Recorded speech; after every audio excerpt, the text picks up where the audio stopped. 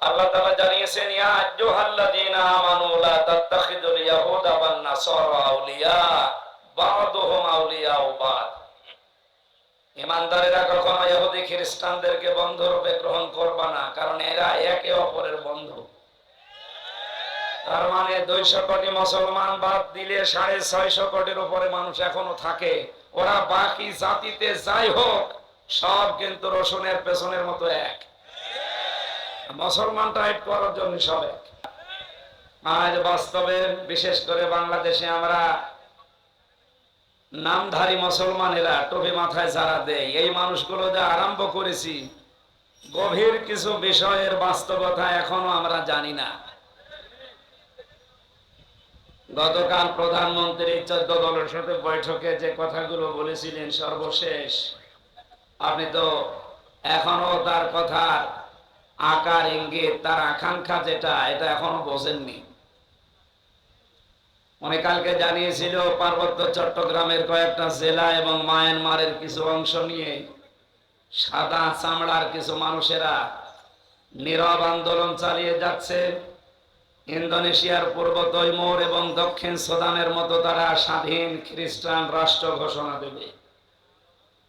এই জন্যে তারা এয়ারবেস তৈরি করছে।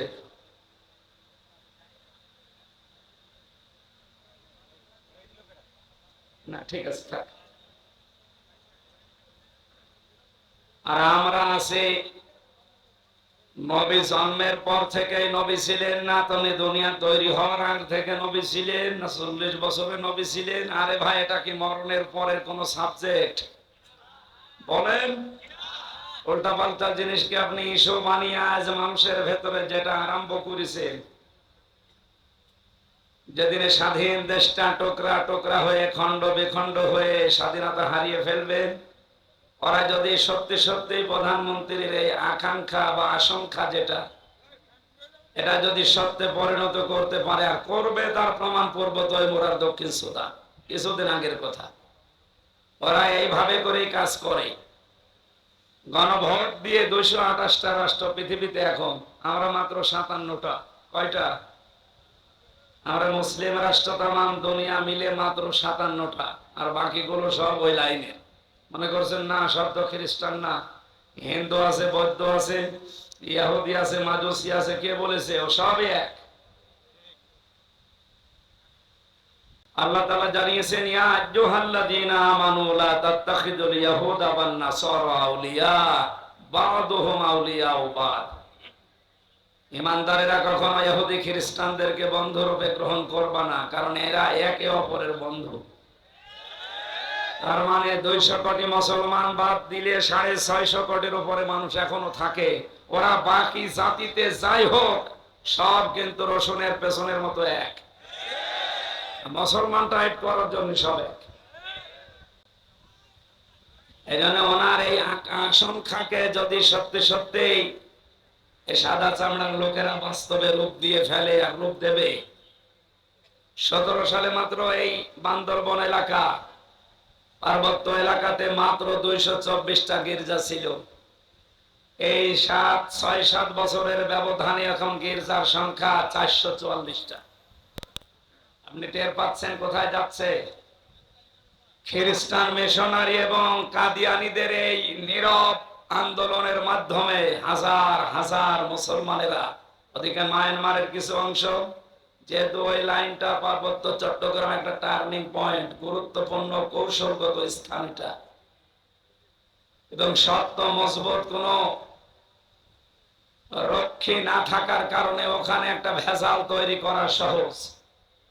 পাহাড়ি এলাকা এবং সাগর এলাকা হওয়ার কারণে মায়ানমার যেহেতু অত উন্নত না, বাংলাদেশ আমরা অত উন্নত না, এই দুই দেশটা থেকে কিছু কিছু জায়গা নিয়ে ওরা যদি একটা গণভোটের মাধ্যমে স্বাধীন খ্রিস্টান রাষ্ট্র ঘোষণা করে ওখানে এয়ারবেস যেহেতু বানানোর চেষ্টায় আছে, কাকে মারবেন আপনি এয়ারবেস তৈরি করে?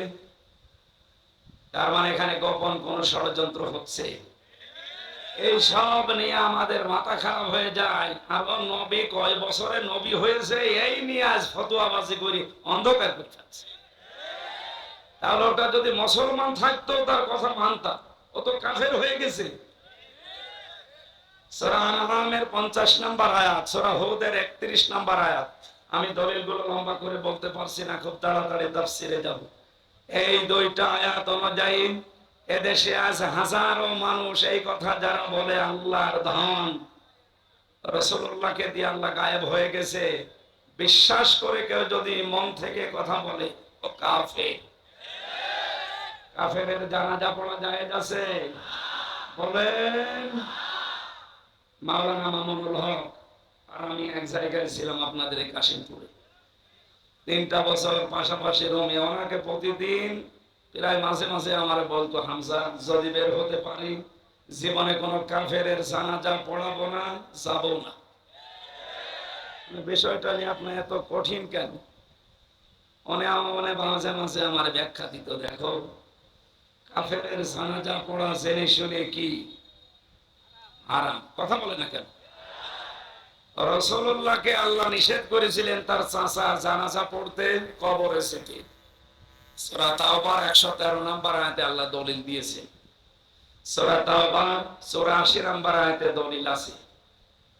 আল্লাহ পাক যদি রাসূলুল্লাহকে কথা বলতে পারে আপনার আপন চাচা আবু তালেব, তাও তার কবরের কাছে যেতে পারবেন না, দোয়া করতে পারবেন না, কারণ লোকটা মুশরিক।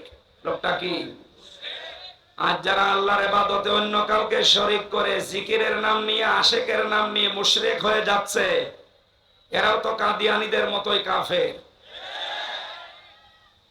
খ্রিস্টান মিশনারি কাদিয়ানীরা যা করছে নীরব আন্দোলনের মাধ্যমে, আর এরা সরব আন্দোলন শুরু করে ওরা ওদের কাজকে এগিয়ে দিচ্ছে।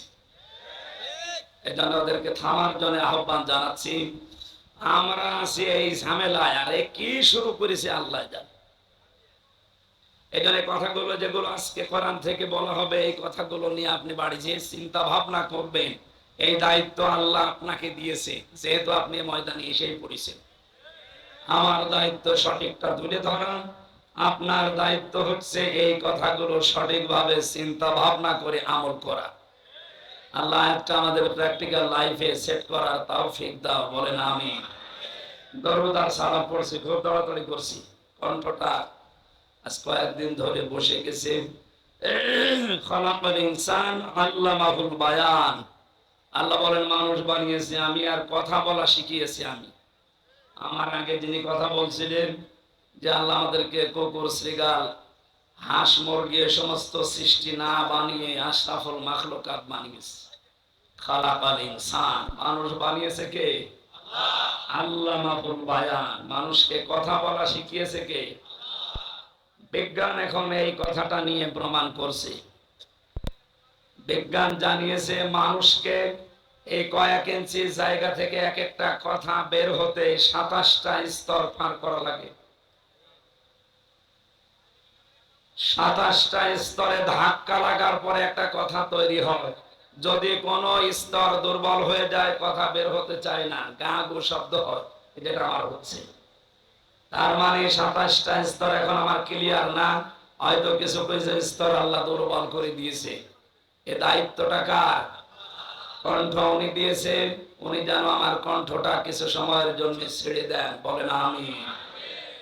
সূরা রদের 19 নম্বর আয়াতটা পড়েছি। কয় নাম্বার আয়াত? 43টা আয়াত আছে, 3টা রুকু আছে। মদিনায় নাযিল হয়েছে, মাত্র একটা আয়াত পড়েছি। এখান থেকে আমরা তাফসীর আকারে কথা বলবো। আপনি যেহেতু পোস্টার করেছেন তাফসীরুল কোরআন নাফি, এটা বন্ধ করে দিন। এইছেন বন্ধ করে দিন, এটা বন্ধ করে ফ্যান এখানে কাট করে দিন। ওই পেছনের মানুষ আবার ডিস্টার্ব করবে, কাট করে ফেলে রাখেন।